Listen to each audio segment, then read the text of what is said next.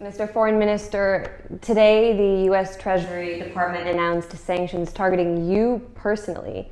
We often hear that U.S. unilateral coercive measures target individuals, but when they're figures in the government, how does that impact the government's ability to do its job? How will this impact your ability to do your job?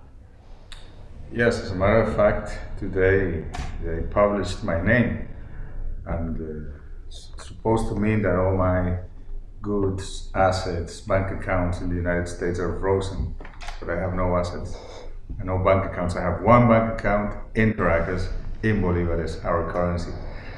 And what they are really trying to do is to make other people, other governments, that like Venezuela are trying to be independent, to be afraid and not to dare, not to challenge Washington policies and point of view of the world. So what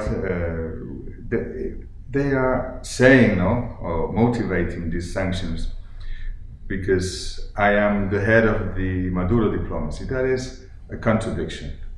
The last thing you can do in diplomacy, in international relations, is to put obstacles to the diplomats. We are supposed to be there in the worst times, even during war. The diplomats have to have contact, even if we are enemies or we are friends. So it's like a not coherent decision. It has no real effect on me, but of course, maybe when I try to come to the United States, I have to do so, not because I want to, but because the United Nations headquarters are here in New York. Maybe I can have some trouble paying something or buying a ticket or something like that. It has no sense, but that won't stop the Venezuelan diplomacy, and it won't stop the Venezuelan foreign minister from coming to the United Nations. This decision by the United States came just following your declaration that you're starting a campaign to demonstrate the impact of U.S. sanctions on Venezuela at the United Nations. Why did you make this announcement to coincide with the first celebration of the International Day of Diplomacy and Peace at the United Nations? Because it was the right time to do so. We're supposed to be members of the United Nations.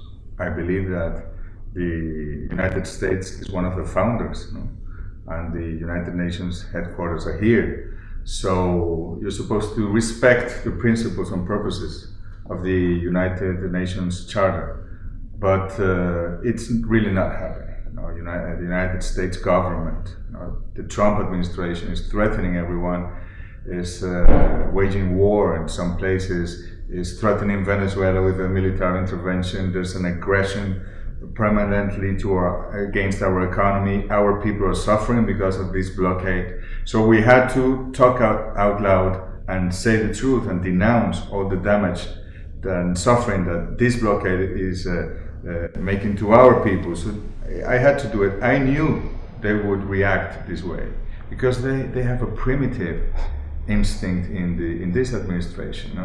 They are like thugs, in a barrio. So I knew that they could react this way, but that cannot stop us. We have to stop the insane policy of the United States, threatening and waging war on other countries. That's what we have to stop.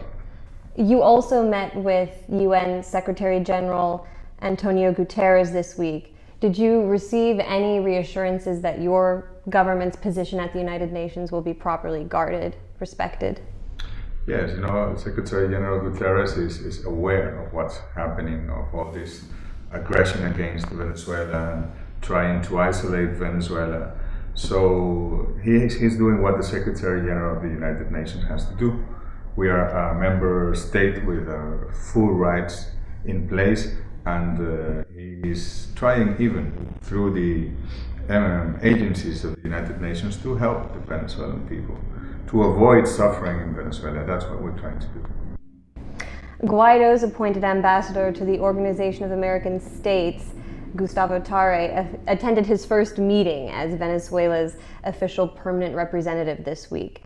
What was your reaction to recent developments at the OAS, the vote to accept Tare by a simple majority? The OAS has no sense anymore. And we're happy that we left. We voluntarily left 2 years ago, but because we were obliged by the charter and the statutes of the organization, we had to wait for 2 years, and those 2 years end tomorrow, April 27th. So we are happy. It's going to be a big celebration because we are not within that organization that is controlled by Washington, especially by this administration. So it's another signal of our independence. So whatever crazy or ridiculous thing they do, recognizing someone from a representative from the National Assembly, when this is an organization of states and governments are the ones that can appoint the representatives, that is absurd. We're not going to mind anymore about the OAS. That's the past. We're looking to the future.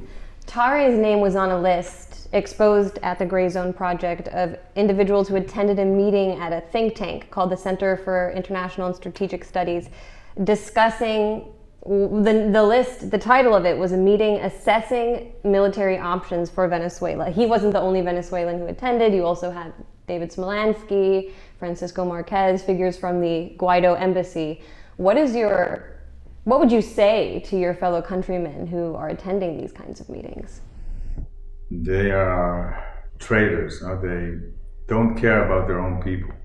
They probably made all their family get out of Venezuela, so they don't mind at all if thousands or tens of thousands of Venezuelans die in bombardments or whatever happens, military aggressions against Venezuela. It's sad, because they're supposed to be Venezuelans, but they are not Venezuelans at all, because they want the United States to wage a war against their own people. That's something that I have not heard about in the Latin American history. It's something new and sad. But most of the Venezuelans are against any kind of aggression: economic aggression, diplomatic aggression, military aggression, media aggression against their own country, our country. So their opinion, they are like officials from Washington. They belong to the United States. They believe they are North Americans and not Venezuelans. So they are enemies of the Venezuelan people. When I questioned Smolansky and Tare at the OAS recently, they both claimed that Venezuela has already been invaded by the Russians and the Cubans, with Tare even comparing the situation to Hitler's invasion of the Soviet Union and claiming Nazis were only defeated with the help of the United States and the Allies. How do you reply to that?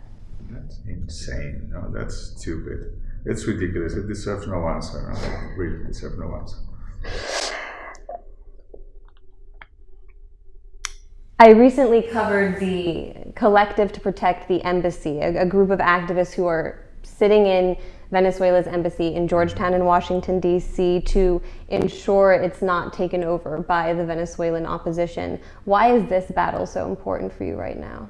We are so honored because this is American citizens in Washington, the capital of the United States, defending Venezuelan territory, defending a building that is supposedly protected by the Vienna Convention on Diplomatic Relations. And because of this strange and crazy policy of the United States recognizing another government, a parallel government, they want to have control of our building, the building of 30 million Venezuelans here in the United States. So these people, these American citizens, are defending the rule of law, the rule of international law, the Vienna Conventions, and the Venezuelan Constitution. So that makes them, we admire them.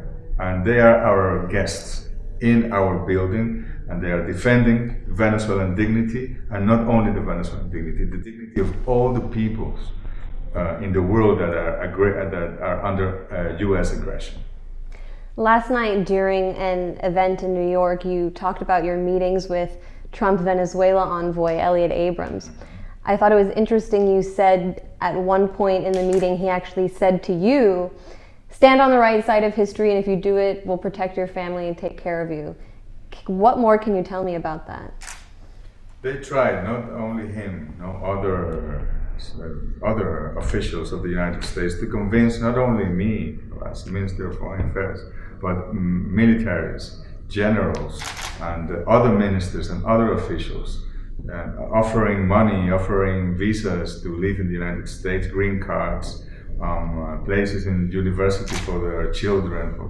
They offered properties in order for them to betray the Venezuelan constitution and to turn our back to President Maduro, which is absurd. That would never happen. They are reading Venezuela very badly. They have no idea of what we feel, of the love that we feel for our homeland, for our people, of the dignity of the Venezuelans, of the history, of the pride that we have, because we are Venezuelans, Latin Americans, an independent country, an independent nation. So they have tried all these options, and they will fail as they did. And the right side of history, this is a very popular phrase here in the United States. Right. The right side of history is where the peoples are. The right side of history is where the majorities that are suffering are, and we have to protect them. That is the right side of history, not supporting the elite that dominates in the United States and that is under control of the capitalist corporations. That is the wrong side of history, and we are aware, we are sure that is the case. Why hasn't the Venezuelan military followed the coup the way Washington expected? Because they seem to be going into this really thinking it would be that easy. They believed and they put all their efforts on that. It can't happen because our military love their homeland, love their people, respect the constitution, and there's no way they can betray their own dignity and the dignity of them as Venezuelans, and betray the constitution and betray their commander-in-chief, who is President Nicolas Maduro. So they really, the decisions they are taking them upon false basis. They have no idea of what's really happening on the ground of Venezuela, of what we feel. So they're going to be wrong all the time. And finally, several weeks ago, you went on a wide-ranging tour from South Africa up to Turkey, culminating in Syria, where you said you met with President Assad and that he shared his, quote, experience, wisdom, and advice for resistance, victory, and peace. What did this trip symbolize to you, and what wisdom did Assad share with you? President Assad is loved by his people now more than ever. He is also seen as a national hero because he defeated not only the American empire, but the European empire and the terrorists from all over the world that were sent to Syria in order to divide the country and to get rid of the Syrian sovereignty and independence.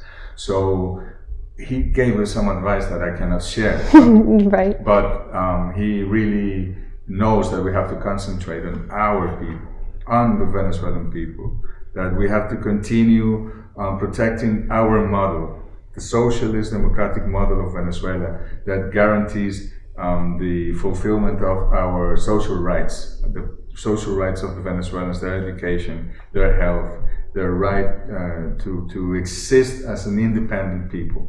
And that is what we are doing and what we're going to do, and he's right.